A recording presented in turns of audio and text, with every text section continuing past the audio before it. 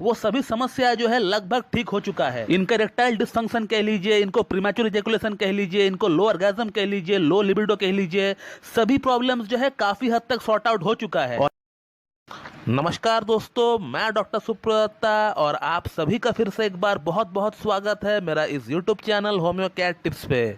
दोस्तों, आज इस वीडियो में आप लोगों को लैब प्रूफ के साथ ये बताने वाला हूँ कि कैसे मेरा एक पेशेंट का सीरम टेस्टोस्टेरोन यानी टेस्टोस्टेरोन हार्मोन की जो लेवल होती है वो कैसे पूरी तरह से नॉर्मल किया गया है, और वो भी सिर्फ 2 महीना होम्योपैथिक ट्रीटमेंट की मदद से। और जैसे ही टेस्टोस्टेरोन हार्मोन का लेवल बढ़ गया तो उसके रिगार्डिंग पेशेंट को सेक्स लाइफ में जो कॉम्प्लिकेशंस आ रहे थे वो भी पूरी तरह सॉर्ट आउट हो गया। तो चलिए अब हम केस पे आते हैं। तो दोस्तों, ये जो पेशेंट है ये हमारा क्लिनिक का एक पेशेंट है जिनका उम्र है 28 इयर्स, और ये पेशेंट कई दिनों से यौन संबंधित समस्याओं को फेस कर रहे थे, जैसे कि erectile dysfunction, premature ejaculation, low libido, low orgasm, और इसके अलावा इनका सीमन की जो क्वालिटी थी यानी वीर्य की जो क्वालिटी थी वो बिल्कुल पतला पानी जैसा हो चुका था, और हस्तमैथुन करने पर बहुत ही कम मात्रा में सीमन जो है इनका बाहर निकला करता था। और इन तमाम प्रॉब्लम्स को एनालाइज करने का बाद हमें ऐसा लगा कि इस पेशेंट का एक सीरम टेस्टोस्टेरोन का रिपोर्ट हमें बनवाना चाहिए, ताकि हमें एक आइडिया लग सके कि ये तमाम प्रॉब्लम्स कहीं टेस्टोस्टेरोन हार्मोन की कमी के कारण से तो नहीं हो रहा है, और अगर कहीं टेस्टोस्टेरोन हार्मोन की कमी का कारण से ही ये प्रॉब्लम्स हो रहा है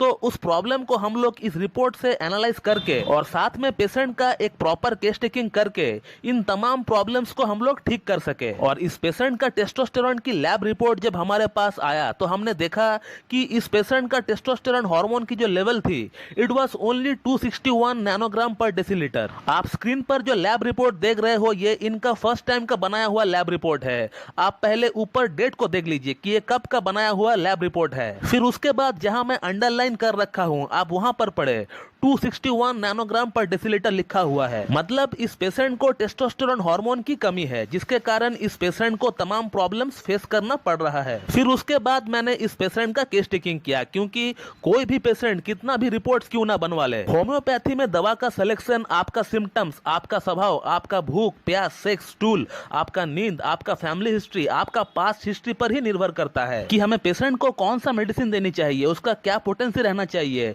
उसका क्या डोजेस रहना चाहिए। ये तमाम बातें जो है केस टू केस निर्भर करता है। तो मेहरबानी करके जिन मेडिसिन का नाम मैं आगे बताने वाला हूं इस वीडियो में, जिन मेडिसिन से इस पेशेंट का प्रॉब्लम ठीक हुआ, तो आप जो है उन मेडिसिन को टेस्टोस्टेरोन हार्मोन बढ़ाने का मेडिसिन या फिर यौन समस्या को ठीक करने वाली मेडिसिन सोचकर मत खा लेना, क्योंकि इसका कोई गारंटी नहीं है कि जो मेडिसिन से इस पेशेंट का प्रॉब्लम ठीक हुआ वही मेडिसिन से आपका प्रॉब्लम भी ठीक होगा। क्योंकि मेरा इस पेशेंट का कैरेक्टर, मेरा इस पेशेंट का बिहेवियर, मेरा इस पेशेंट का सिम्टम्स से आपका सिम्टम्स मैच होगा, आपका कैरेक्टर मैच होगा, आपका बिहेवियर मैच होगा, इसका कोई गारंटी नहीं है। हो सकता है आप दोनों का प्रॉब्लम सेम ही क्यों ना हो, बट फिर भी ये मेडिसिन जो है आपको फायदा नहीं करेगी, उल्टा आपका ऊपर जो है साइड इफेक्ट कर जाएगी। और अब बात करते हैं कि इस पेशेंट को ऐसा कौन सी मेडिसिन दी गई थी जो कि इस पेशेंट का टेस्टोस्टेरोन हार्मोन का लेवल 2 महीना में दुगनी हो गई। तो इस पेशेंट को जो मैंने पहला प्रिस्क्रिप्शन दिया that was based on the miasmatic and symptomatic keynote prescription. तो पहले इस पेशेंट को एंटी मायोस्मेटिक ड्रग दी गई थी जो कि ट्यूबरकुलिनम 1M1 सिंगल डोज इनको दिया गया था।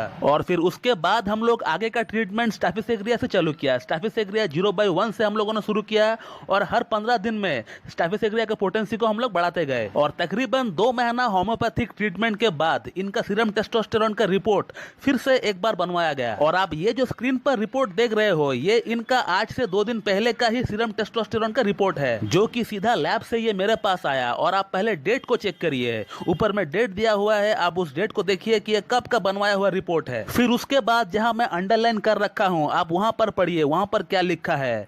वहां पर लिखा है 529 नैनोग्राम पर डेसीलीटर। और इस पेशेंट का आज से 2 महीना पहले का भी रिपोर्ट आपने देखा है, मैं फिर से स्क्रीन पर लेकर आता हूं, लिखा हुआ है 261 नैनोग्राम पर डेसीलीटर। और आज 2 महीना होम्योपैथिक ट्रीटमेंट के बाद इनका सीरम टेस्टोस्टेरोन का लेवल 261 से बढ़कर 529 नैनोग्राम पर डेसीलीटर हो चुका है। यानी ऑलरेडी डबल से भी ज्यादा हो चुका है और अभी भी इनका ट्रीटमेंट हमारे पास चल रहा है। और जैसे ही इस पेशेंट का सीरम टेस्टोस्टेरोन का लेवल बढ़ गया तो इनको जो जो समस्याएं फेस करना पड़ रहा था वो सभी समस्याएं जो है लगभग ठीक हो चुका है। इनका इरेक्टाइल डिसफंक्शन कह लीजिए, इनको प्रीमैच्योर इजैकुलेशन कह लीजिए, इनको लो ऑर्गेज्म कह लीजिए, लो लिबिडो कह लीजिए, सभी प्रॉब्लम्स जो है काफी हद तक सॉर्ट आउट हो चुका है। और रिमेनिंग 10 to 5% जो प्रॉब्लम बचा हुआ है वो भी आगे 1-2 महीना में पूरी तरह सॉर्ट आउट हो जाएगा, क्योंकि अभी इनको कॉन्स्टिट्यूशनल ड्रग देना बाकी है जो कि होम्योपैथी की ब्रह्मास्त्र माना जाता है। उसको जैसे ही चालू किया जाएगा तो फिर पेशेंट का सर का बाल से पैर का नाखून तक जो जो समस्या पेशेंट को फेस करना पड़ रहा है